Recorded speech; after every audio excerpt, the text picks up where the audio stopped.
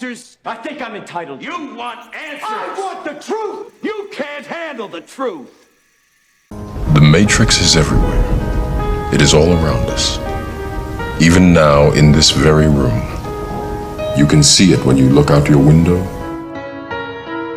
or when you turn on your television.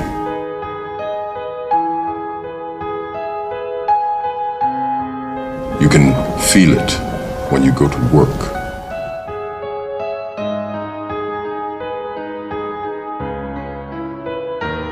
When you go to church. When you pay your taxes.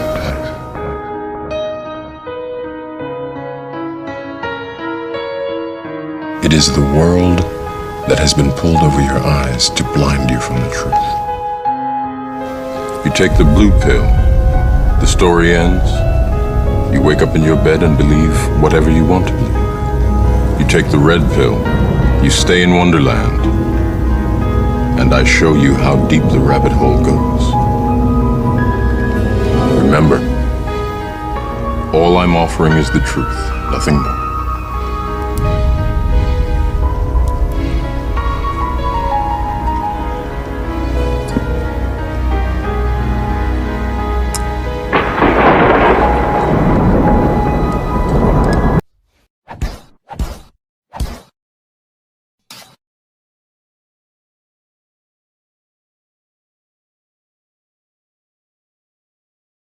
When I started dealing with ritually based individuals, then we dealt with military-oriented, highly trained, programmed and the inside of them. When we began to deal with them, I dealt with someone from Fort Bragg for quite a while and a few others. We were sitting at a lake, Conneaut Lake. They reached over and ripped open my shirt to see if I was wired, if I was wiring and recording them. They were the most sophisticated satanic warrior type person. They knew 5-6 languages. They knew the ancient Twilight languages. They knew how to conjure. They knew how to use Belteshazzar, Okwam, all these old Pictish languages of the Druids to summon. They are the real Luciferian. They've been through many human things.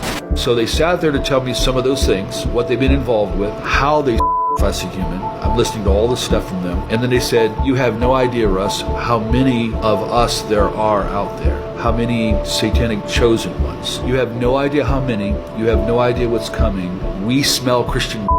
We are waiting for our day. When the call is given, millions of us will be released.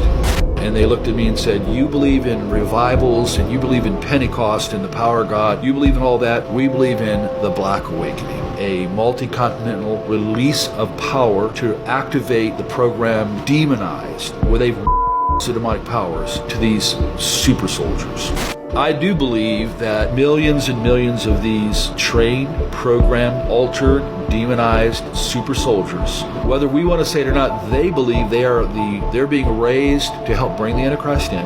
When I was in England just a few months ago, their top guy that deals with SRA, Wilfred Wong, first time I meet him, I pull him aside and I said, listen, you've been doing this 25 years, yeah? I said, you know all about programming and demons, all that? Yes. I looked right at him and I said, Wilfred, why are they here in England? Instantly, he said, they're here to our government. They're here to help bring in and usher in the Antichrist and a new order. That's true in Germany, when we were in Germany, when we went to Wadelsburg Castle. That's true in Poland, when we went there. That's true in Switzerland. It's true in Canada.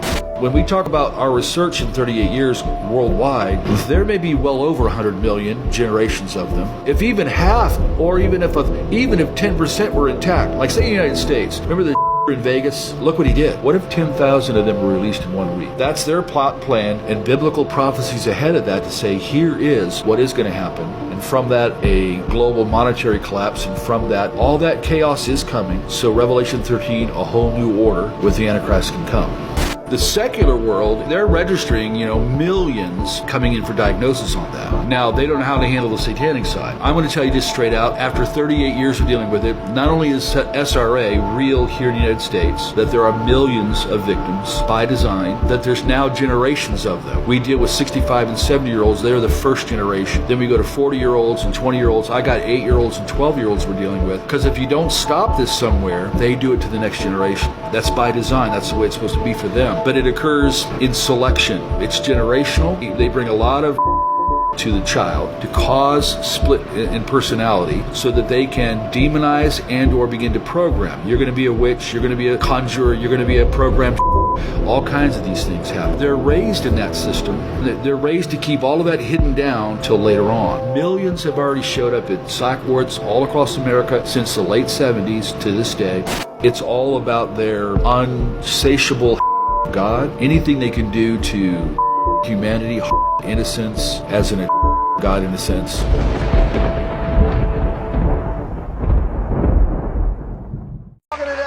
A show about what we can call rumors. The rumor that the CIA was involved in making sure that cocaine made it to the streets of South Central LA back in the early 80s and then helped to develop and turn it into crack, which was then spread across America and is the reason why most of our inner cities are in the plight that they are in.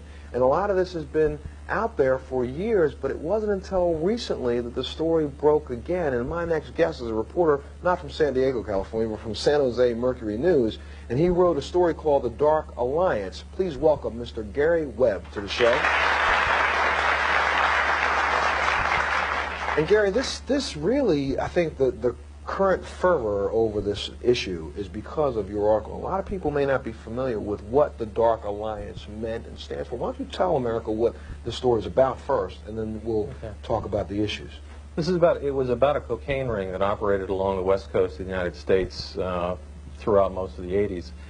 And they were funneling, they were selling cocaine in South Central. They were also selling it in Oakland. They were selling it in San Francisco. They were selling it in San Jose. And some of the money they were making was going to support an army that the men who ran the cocaine ring worked for, called the FDN. This was an army that the CIA started in 1981 and supported. Better known to us, most of us who remember news, the Contras from Nicaragua. So go right ahead. The men that were running the cocaine ring were top officials of this Contra army. And what we found was that they were selling this stuff in South Central, which is, predominantly black section of Los Angeles, immediately before the outbreak of the crack cocaine epidemic. They started selling powder. Tons and tons and tons of powder cocaine was going into this one small area of the city. And from there, they sold it to Freeway Rick. And Freeway Rick took the powder, turned it into crack, and starting in 1983, 1984, began distributing it to predominantly the gangs, the Crips and the Bloods in Los Angeles. And they spread it, from there. From there. Now, since this has happened, you have butted heads with everybody in Washington, D.C., trying to get information about the story. Have you not? Yeah, we worked on this for a year, and it was only because, some people at National Archives believe freedom of information means freedom of information. We got some documents that showed that pretty strongly that there were some CIA connections to this. Let's talk a little bit about those documents for a second, because there's a gentleman, this figure that we talked about yesterday on the show. His name is Blandón. Danilo Blandón, who was a person who was a member of the aristocracy of Nicaragua before the fall of Somoza, and then he fled and comes to the United States and decides, while he's in the United States, so you can all understand this, he wants to raise money for the revolutionaries who are trying to overthrow the government that just overthrew them. So here in the United States, they try to do fundraisers, and that doesn't work, and then Blandón gets a scheme, well, I can get some cocaine cheaply, with some help from some of my friends, and get it into the United States of America. All I need to find is somebody who can sell it. So they find a gentleman by the name of Rick Ross, who is Freeway Rick. Rick Ross comes in and starts selling cocaine at the terms beginning 1 or 2 grams, and within weeks 2, 3, 4 kilos a week. Within months, what was it, 10 to 15 kilos a day. Ricky Ross was selling cocaine to the point of making $3 to $4 million a day. He sold so much cocaine, it hurt his fingers to count the money. Not only in Los Angeles, but in Cincinnati, in St. Louis, all the way across America. So some can say, and this is the reason why people are so angry at you in your article, is that Ricky Ross, the dope dealer, was supplied by the CIA because Blandón was an operative for the CIA, correct? Blandón and Meneses were working for an army that was a wholly owned subsidiary of the CIA. They were meeting with CIA agents. Blandón, and this came out in court. I mean, Danilo Blandón is now a government witness. He works for the Drug Enforcement Administration, and we've paid him, I don't know, $166,000 over the last 18 months because he's such a good informant. So they put him on the witness stand in Ricky Ross's case, and he testified that in 1981, he went to Honduras. He met with the commander, the military commander of the CIA's army, And he was instructed to go raise money in California for this Contra army. And he was told that the ends justified the means. And those ends being sell cocaine if you have to. Well, look, he was in the room with the Nicaraguan representative of the Cali cartel, Mr. Meneses, and he was in the room with a government marketing expert named Danilo Blandon. Now, if they weren't talking about selling cocaine, I don't know what they were talking about. And this is all information they can find on a website. I have to use that website, but on a website on the internet. So we're going to put that up so people can go and look at these documents take a look at the documents yourself and judge it. But Michael, now, I mean, there's a stretch here. Here's a guy who is obviously a CIA operative, Mr. Blandon, who is working with this government-backed army that we've kind of created in Nicaragua. But how the heck does this guy get to bring in tons of cocaine? When I say ton, I'm talking tons. 3, 4, 5, 6, 7, 8 tons of cocaine weekly in the United States of America for 7 years, and no one can ever catch him. Well, number one, Mr. Meneses was actually indicted in 1984. He was known within, my own sources in DEA told me he was known as El Rey de la Droga, the king of drugs. He was in more than 40 files and indicted mysteriously, and people within DEA say that it was CIA intervention that kept this sealed indictment from ever being opened. So he was well known. He's well known. The connection between him, Blandon, and Calero, who was the head of the Nicaraguan government in exile, is clear. There's a clear evidentiary. Well, we got a picture of it. Yeah, there's a clear evidentiary trail. Now, if you want to follow that trail up, you have to first understand how CIA and DEA work. I was a country attaché assigned to Argentina. Now, during those years, there were people who I inherited on the payroll who were murderers. They were also on the CIA payroll. So, Murderers on the CIA payroll. Not only murderers, I'm talking about mass murderers. And I wrote about it in books that I thought would have America marching on Washington. Nothing ever happened. How are you alive today? A miracle. Just absolutely. Why didn't the CIA bump you off before you came to the Montel Williams show? Because to me, they will say tomorrow, he's a kook, he's crazy, don't believe anything he has to say, don't worry about it, there's no conspiracy. Well, at the same time, DEA called me one of their best in a New York Times article. The only thing I can say, Montel, I lost my son, I lost my brother because of this phony CIA-backed drug flow. Somebody once said that if you don't have anything in your life to die for, you don't have anything to live for. And after losing my son, that's the story of my life. God bless Gary Webb. I've been trying to tell this, and other DEA agents are now coming out trying to tell this story. Okay, starting January 2026, there has been a new inheritance bill that basically says you won't be allowed to keep your parents' house after they pass away. This is outrageous, but the subtext to that is you have to be in a financially stable position to take care of the property tax in order to get the property. Also, you have to be able to, live in the property, which this is just a governmental bully tactic to have all the land. The government is coming after land. That's just period, point blank. And let me just also add that I share with you on numerous occasions how a lot of land and single family homes are owned by Fortune 500 companies. I also want to add that I noticed that there's these articles floating around that there are millions of single women who live inside of their own home. Guess what the governmental plan could be? The governmental plan could be let the single women have their own home. Let them die in it because it's going to be ours. When I tell you I don't put anything past this system, I mean it. Someone told me to watch this clip. You know, this revolution is filled with so many ironies, really. First you tell us that it is manly to keep your word. All right? If you are a man, you keep your word. And now all that the black people in this country are demanding, and even the black people in the whole world are demanding, is that you keep your word. You told us we were free. Well then, show us that we're free. You told us that there is justice, equality for all in this country. Well then, stick to your word. And let us see the justice and equality for all. Or else admit to us that you're not a man. You're a word. You're afraid of us. You're afraid to give us equal stand. You're afraid that if you give us equal ground, that we will match you and we will override you. And if that's what you're afraid of us, then tell us that just what you're afraid of. But don't keep hiding it from us and holding this up to us, and every time we ask you for something, you give us a little bit of something, and it's all tokenism. We don't want tokenism. And there are most black men in this world that don't want charity. And yet still every time we ask you for something, you give us a little piece, a little piece. You're playing games with us. We're not children. We're big men. I've seen my father have to put up with all kinds of stuff.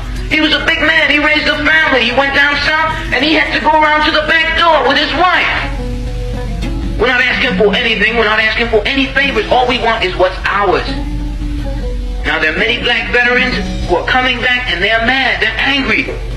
Do you think that they're going to sit down and do this? Our fathers didn't have the knowledge that we have. They sat through it.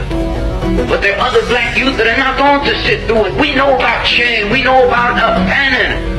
We've read the books of our revolution. We've listened to Mal and his quotations. We know where we stand. We're not going to sit for it. If we're asking, and if we ask and we don't get, we're prepared to stand up and take it.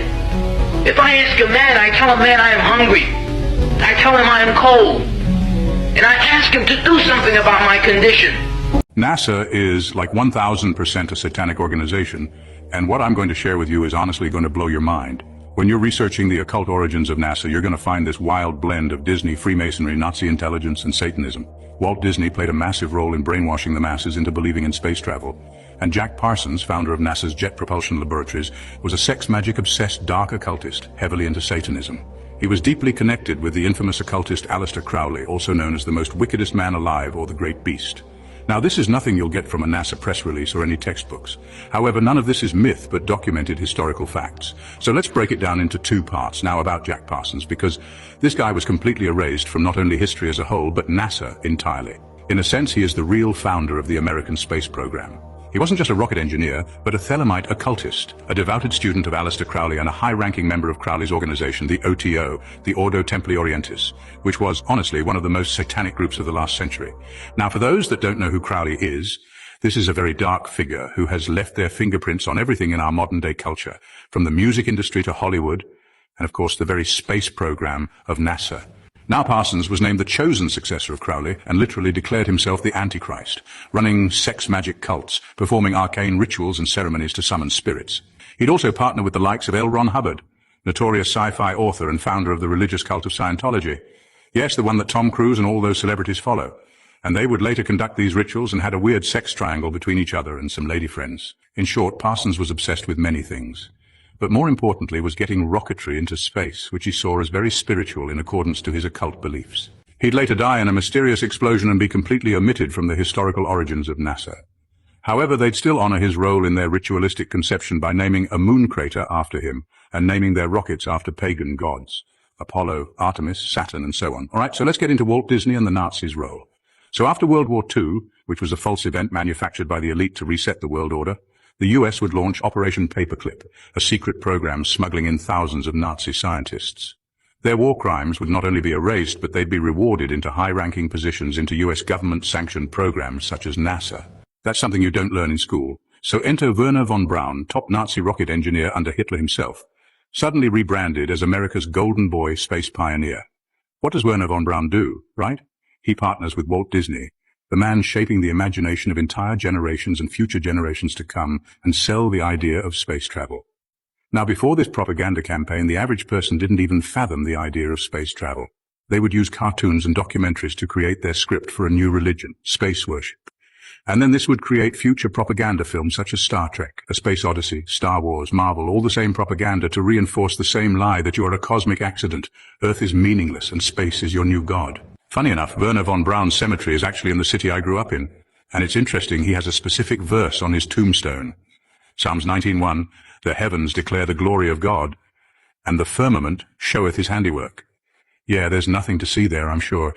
Look, the truth is always hidden in plain sight for those with eyes to see, folks. And once you realize that space travel and NASA itself was born from black magicians, high-level occultists, Nazis and Freemasons sworn to secret oaths, you start to see what this is really all about, to disconnect man from God. And when you go deep enough down that rabbit hole and start to pull the thread on all these secretive Masonic orators and Kabbalistic cartels, you find that same goal. It is imperative to their power structure that we, the people, be deceived and never learn the truth about the current deception taking place, which is obviously contrary to the laws of nature and the Most High. To them, The masses must be deceived with every facet of reality, starting with the very ground they walk upon. You can lead a sheep to water, but you can't make it think. This message is for entertainment purposes.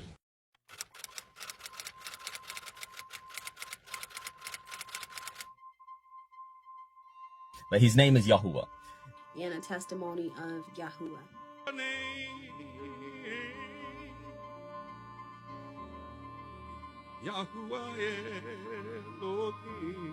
So his name would be pronounced Yahuwah. Yahuwah is how we would pronounce the Creator's name. Consider myself a follower of Yahuwah, a follower of the Most High. Because it reveals the name of the Father, Yahuwah. As Jews, we are commanded not to pronounce God's name. You have Yahuwah. It's not that confusing. I don't understand why everyone wants to complicate the name and say that we can't say the name and nobody knows the name. Are you kidding me? Yahoo. It's Yahuwah. Because they should be telling you the truth. They should be telling you Yahuwah's name. They should be telling you the name of Yah, our Most High. They don't. What did you guys call the name of the creator, God of Abraham? And he looked at me and he said, Yahuwah. I said, Yahuwah? He says, yes. And I said, Yah, Yahuwah? He says, yes. Then you're not unfamiliar with the name Yahuwah. And I'm about to come to Yahuwah once again. What do you know about God? What God you talking about? You ever bothered to read his word? You ever bothered to read the word of the God that you say you know about? Took me to Psalm 68:4, where the short form of our Heavenly Father's name was left there. The short form is Yah. So just keep in mind, Lord and God are not names. They are titles. Yahuwah. Meaning if you call his name, then he will hear from heaven. Yahuwah. Oh, I do indeed baptize you in the name of the Father, Yahuwah. Isaiah 42 verse 8, he says, I am Yahuwah, that is my name. Yahuwah. You know, our Creator has a name. Our Creator, in fact, has a name. It's not G-O-D. It's not L-O-R-D. But it is Yah. His name is Yahuwah. Yahuwah. Remember? Y-H-W-H. Hallelujah.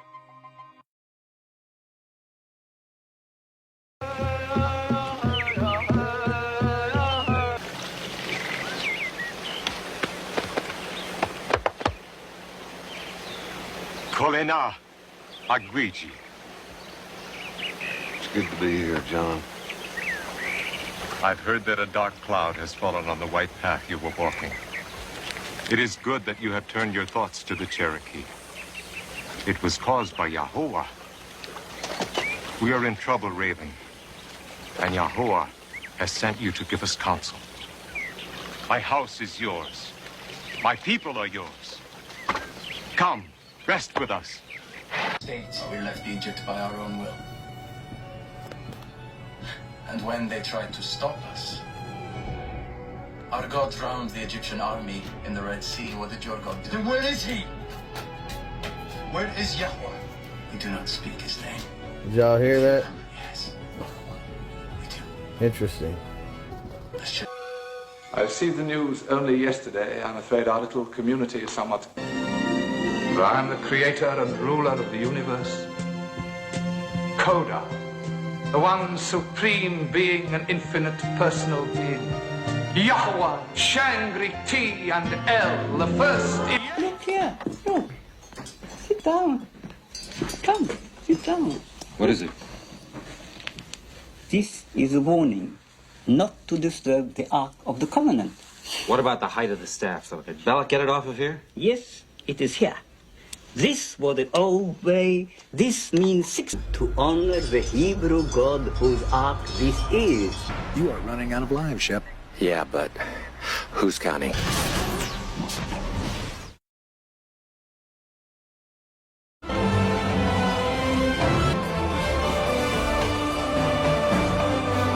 NASA is like 1000% a satanic organization, and what I'm going to share with you is honestly going to blow your mind. When you're researching the occult origins of NASA, you're going to find this wild blend of Disney, Freemasonry, Nazi intelligence, and Satanism.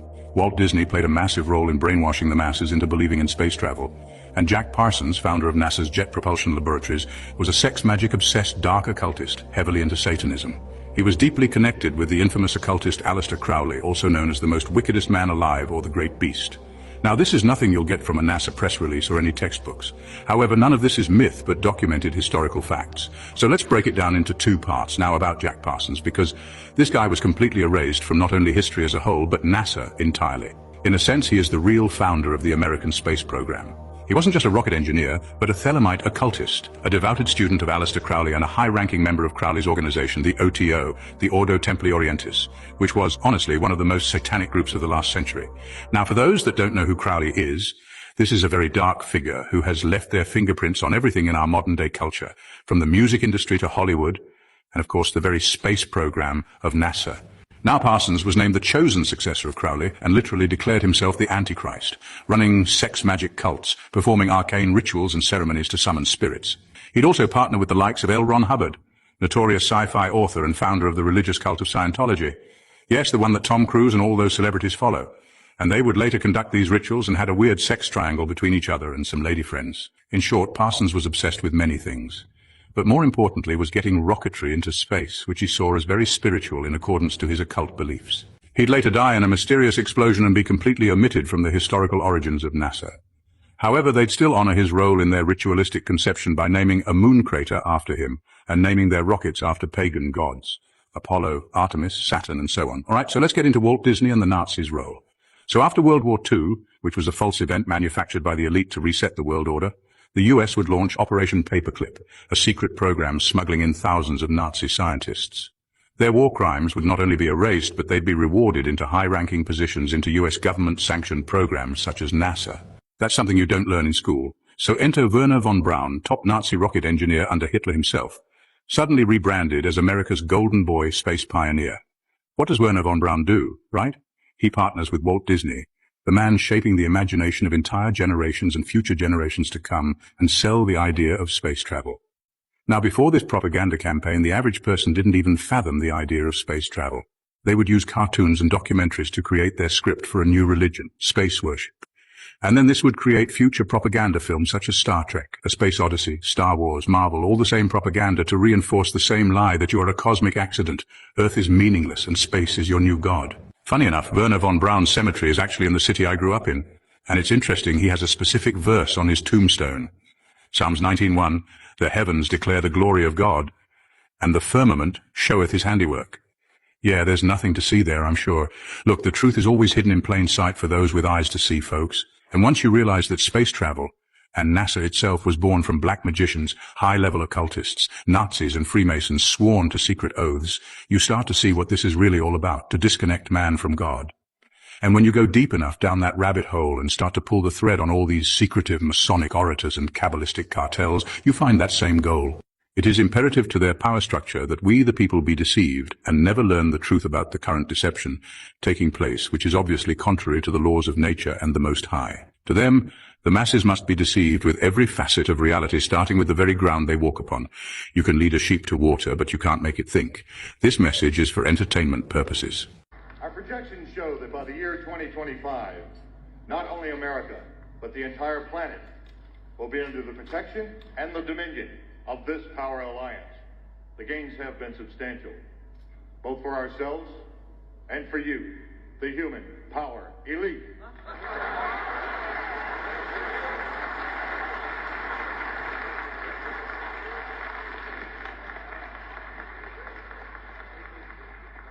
You have given us entree to the resources we need in our ongoing quest for multidimensional expansion. And in return, the per capita income of each of you here tonight has grown, and this year alone, by an average 39%.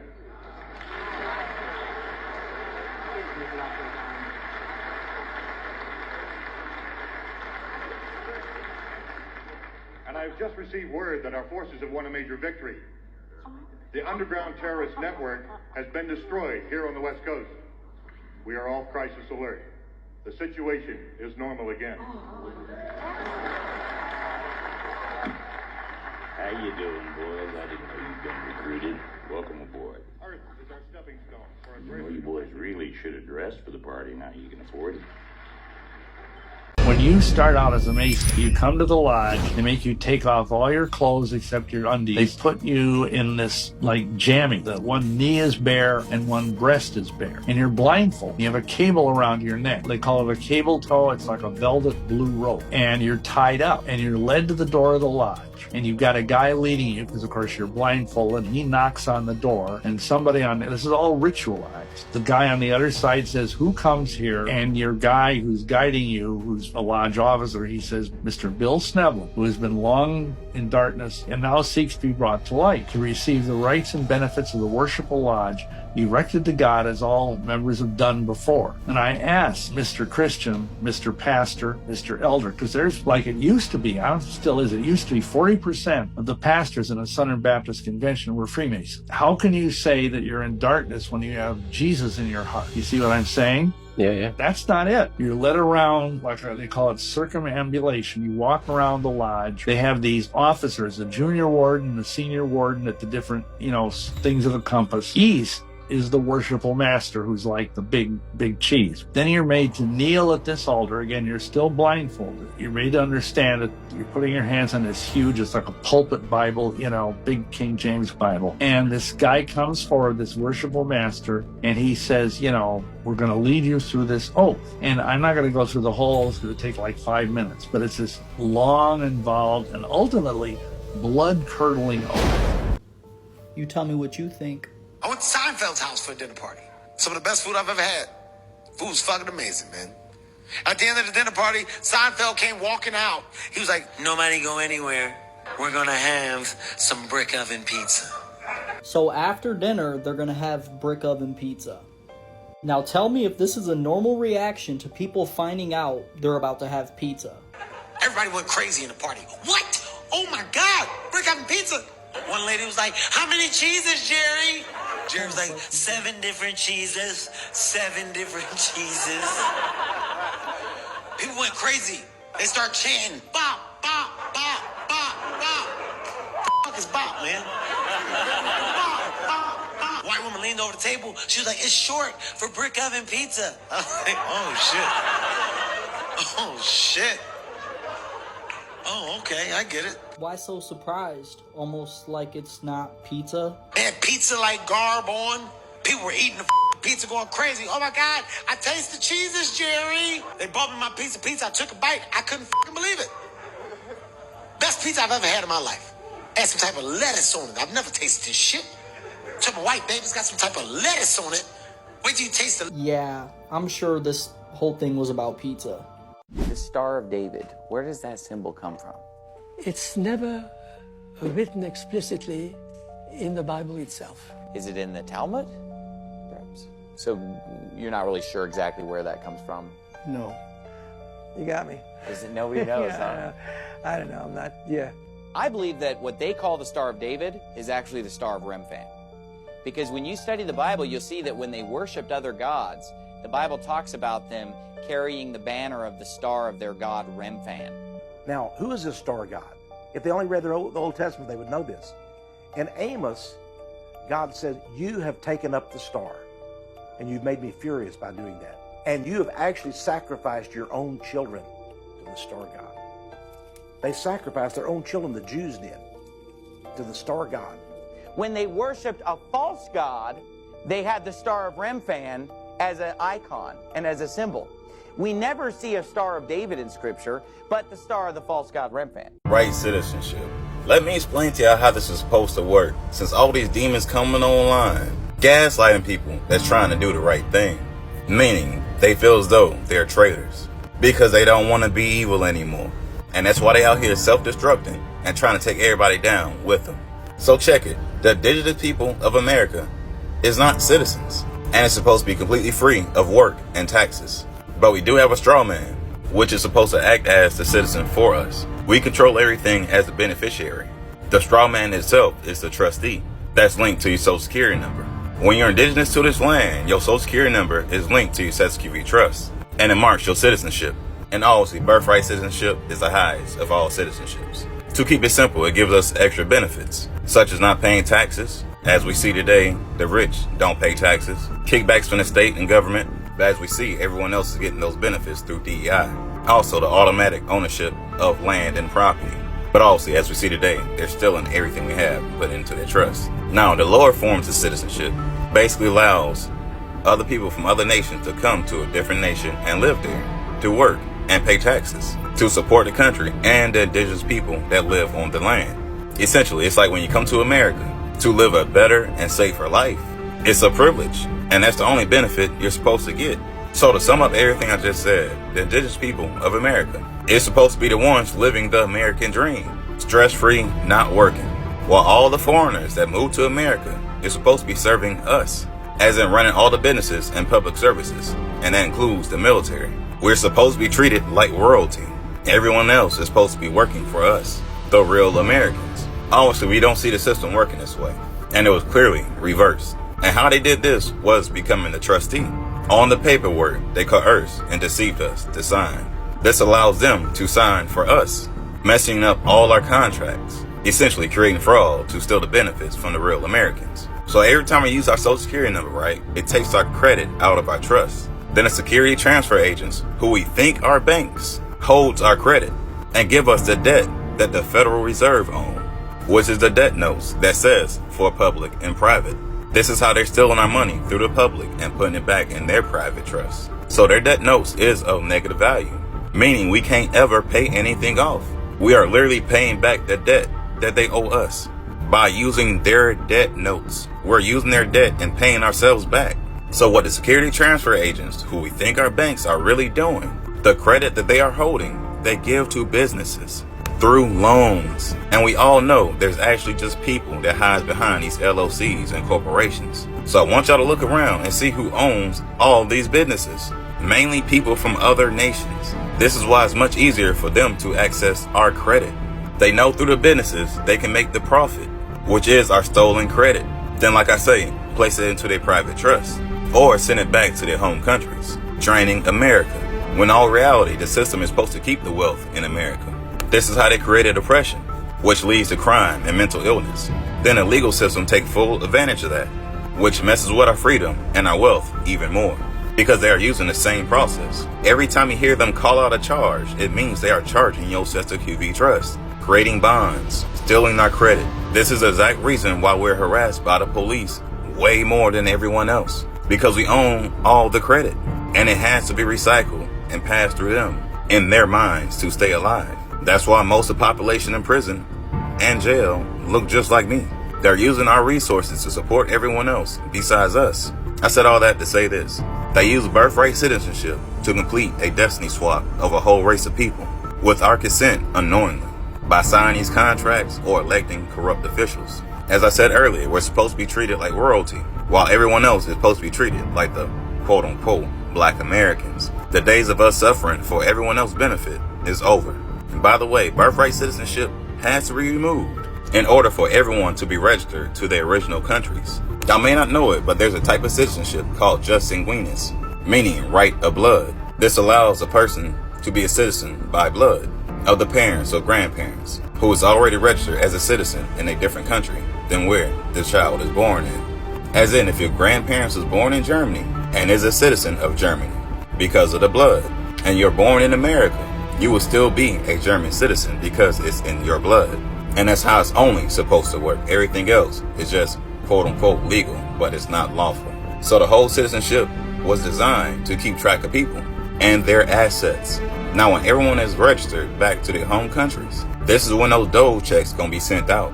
Because as I stated earlier, they've been stealing all of our credit and sending out to the world disguised as DEI, USAID, etc. Y'all seen the trillions that Doge uncovered. So all Trump is doing is reversing the coercion of oppression and trying to use a system how it's designed to be used in the first place by balancing the books, because obviously it disrupted the energy on the planet. So if everyone is properly registered to their countries, then all the stolen wealth can be returned to all the countries that has been deceived and defrauded as well. So here in America, how would it be fair that these quote-unquote citizens can receive the wealth that was stolen from America when they was the ones that helped do it knowingly or unknowingly? This is why the immigration situation is so serious. A lot of these people do not realize the damage they are causing to America. And they really think they're going to get benefits from doing it, even though they have this whole time, but also it's being reversed back to how it should have been the whole time. All in order to balance the energy so we can ascend, while all the low vibrating entities and the sleeping people descend. As we all can see, they are failing to recognize evil. Therefore, that means they are evil because they don't know right from wrong, which is a lot of citizens that skipped the immigration process and they became radicalized by working for a systematically oppressive system, coercion, fraud, unfair treatment, and the G side of all the indigenous people of America. This is why Trump always mentioned everything has to be merit-based now, as in on your real skills, because everything was DEI. It was designed to not let us in and to keep us down, and so they could gaslight us on everything that's being done. Like, for instance, saving money, generational wealth, so on and so forth. But if we're all not collectively not making an amount of money till we can save money, how can you make more money when you can't save money? Because now it becomes more expensive because bills got overdraft fees, they got late fees. You got to buy the minimum amount of things instead of buying everything in bulk, which saves you money. And the same, like if you think about the stock market, you can't make much money if you don't have much money to put it in because everything's interest based. So if you got $100,000 to play with, you can make mad money and have an infinite money glitch versus somebody that only got $200-300 to play with. That's the same thing with everything, and it's designed this way through the citizenship. That is how they was able to keep all the wealth, the quote-unquote money, away from us, and they could do whatever they want. And like I say, gaslight us, make it seem like we're not doing what we need to do to get in the positions that they are in when they was given that position. Because like I said, we own all the credit, so how is it possible that anyone else can be above us here on our own land? Shit crazy. But anyways, I hope y'all picked up what I put down. Y'all know how I keep it. Y'all be gods. Hey.